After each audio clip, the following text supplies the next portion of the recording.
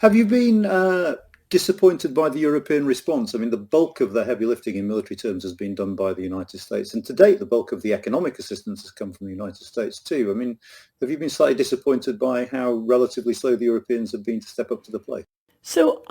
In some ways, I've been positively surprised by the unity of Europe. I'm pleased that it's there. I mean, there were some doubts. If you'd asked me a year ago, I might have not believed that we would even be this unified a year on.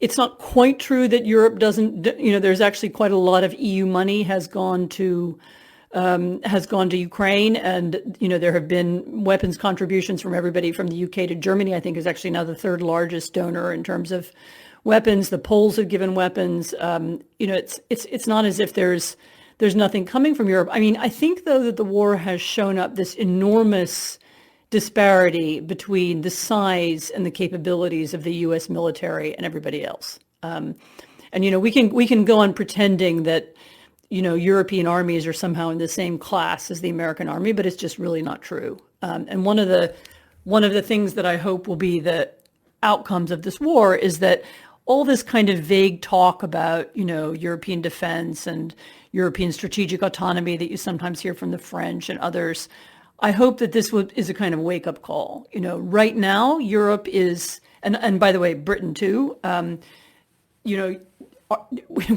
is not viable as a military force in the modern world without American help. I hope that this is a kind of wake-up call. Right now, Europe is, and by the way, Britain too, is not viable as a military force in the modern world without American help. That in fact the sizes of our armies have shrunk. The amount of weapons that we're capable of producing, we Europeans, is very small, and it really doesn't compare to what the United States is capable of. It's not even on the same scale. No, absolutely. I mean, I have to say, my sense is that Europeans get wake-up call after wake-up call, but are quite fond of pressing snooze rather than reacting. Look, people didn't want to change their way of life. They don't want to change their priorities. Everybody liked the end of the Cold War and the idea that, there weren't going to be any conflicts anymore. People believed this thing about, norms and borders and, nothing in Europe can change because we've changed the rules of the way international relations happen. And, the fact that, it's been clear for some time that that's not true, but it's now just been brought home by this war. And it requires very, very big shifts, very big changes in how we, spend money, how we run our armies.